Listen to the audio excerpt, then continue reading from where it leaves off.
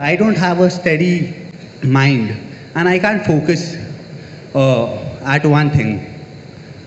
Even if I try a lot, even mobile is a very big distraction apparently. So how do I focus on one thing at a time? Oh. I fear that if I give too much time to one thing, I might lose or lack in other things. See, see, the nature of human intelligence is such that it can do many things at the same time as a process. When I say intelligence, most people are misunderstanding intelligence as intellect. Intellect is your thought process. Thought is just one dimension of your intelligence. Thought is only happening because of the data that you have gathered in your mind. You cannot think about anything for which you have no data, isn't it so? Isn't it so? Isn't it so? So, human intelligence is made like this. In the yogic way of looking at life, we look at human intelligence as 16 parts. Out of these 16 parts, we can, for the sake of understanding, we can see it as 4 segments. These 4 segments are buddhi, ahankara, manas and chitta. Buddhi means the intellect. Intellect, when it comes to your intellect, would you like a sharp intellect or a dull intellect? You must choose, I'm going to bless you right now. Sharp intellect. So obviously, intellect is a cutting instrument. It's like a knife, it's a scalpel. It's good for cutting. If you want to dissect something, you need a good sharp intellect. But suppose you want to sew something, all you have is a knife. If you sew with a knife, you know what'll happen?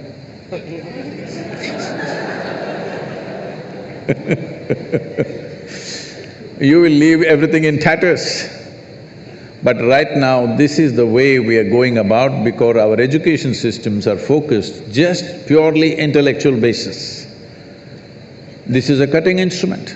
If I want to really know you, shall I dissect you? Hello? I want to know you, so shall I dissect you?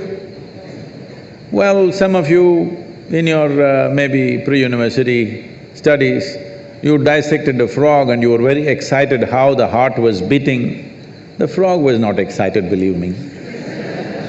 It was looking at you, what's wrong with you? Yes or no? So, intellect is a certain instrument. It is a cutting instrument. It can be used for certain aspects of life. But unfortunately, we are using it all pervasive because other dimensions of intelligence have not even been touched.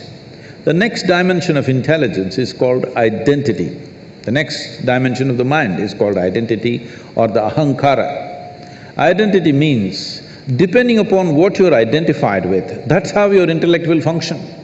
This is a knife in the front, this will always try to protect what you're identified with. You say, I'm a woman, it'll try to protect your gender. You say, I'm an Indian, it'll try to protect your nationality. You say you're some religion, it'll try to protect that. Whatever is your identity, your intellect is always working to protect that identity.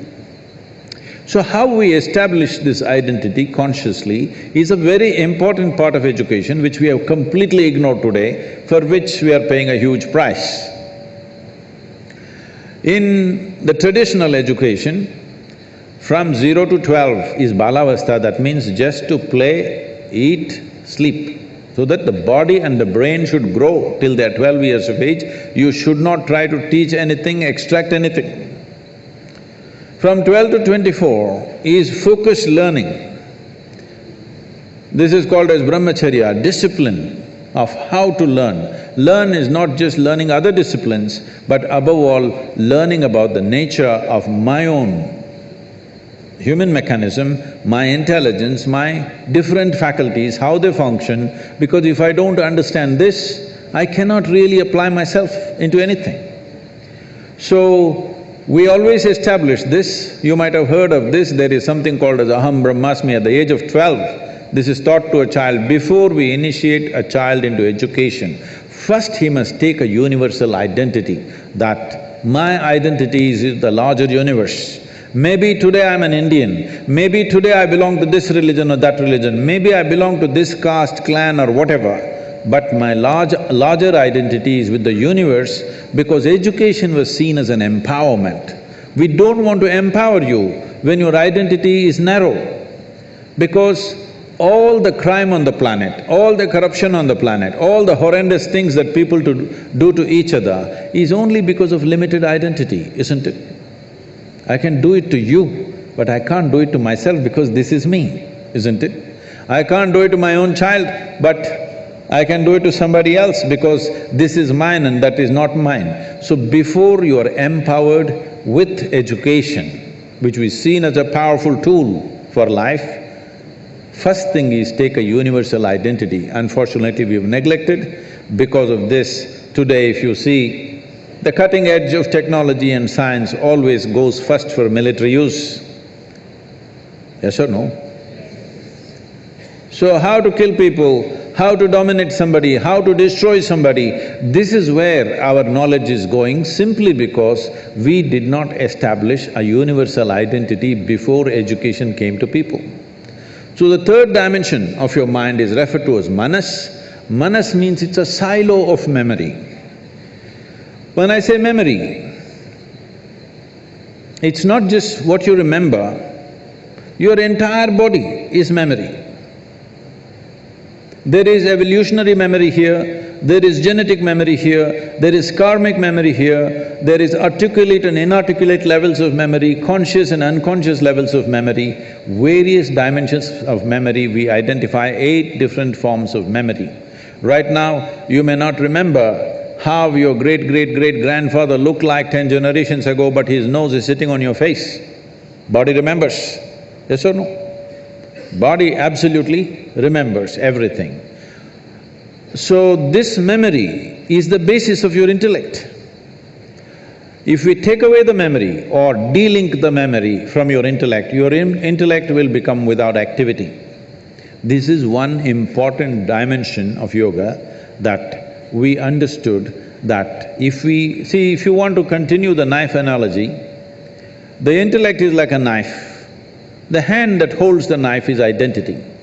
Knife is useful or dangerous depending upon not on the knife's quality, but the hand which holds it, isn't it? If you're identified one way, this knife will poke you. If you're identified in a different way, this knife can save your life. So the same knife every day saves lives and sometimes takes lives, depending upon who holds it or which hand holds it. So we de-link the manas with the intellect. Now, intellect simply there, without intention. So essentially, yoga means this, to build an intensity within you without intent. Right now, I want to become an engineer, I want to become rich, I want to make money, I want to be this, I want to be that, you become goal-oriented. This is the fundamental flaw in the education system, we become goal-oriented. Because we want to get there, we are doing all this, we are like circus monkeys. Circus monkeys are like this, you show a banana and say, you do all those tricks, I'll give you a banana. So it will do all the tricks, banana. No banana, you will simply sit there. So, once you become human, you should not behave like a circus monkey. It is not because of a carrot and stick that you're driving yourself, because you're seeing that what you're doing is of some consequence to you and to the world around you. That's why the action. So if you de-link the knife and the hand and the silo of memory, then your intellect will shine with sharpness. It will not be rusted with memory, it will shine with sharpness. See, it's like this. There are some people who are when you go to restaurants you will see, and maybe in some homes also, you ask them to cut a mango, they will use the same knife with which they've cut onion and they cut the mango and give you. You can't keep it in your mouth, the sweetness of the mango is gone.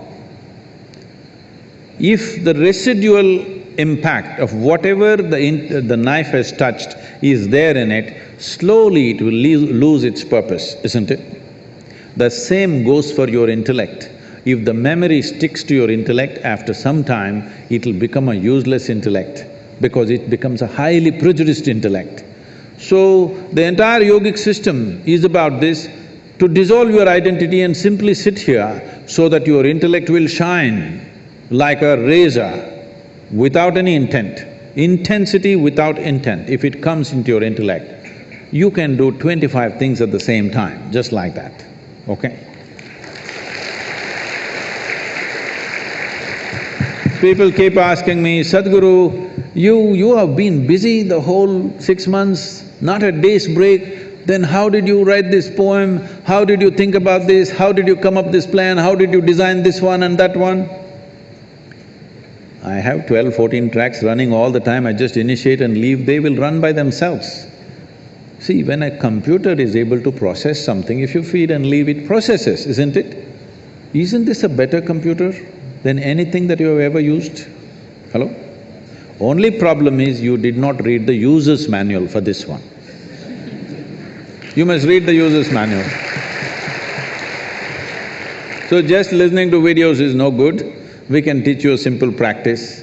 You start the practice of delinking the intellect from the memory at least for a few minutes a day, you will see your intellect becomes super competent.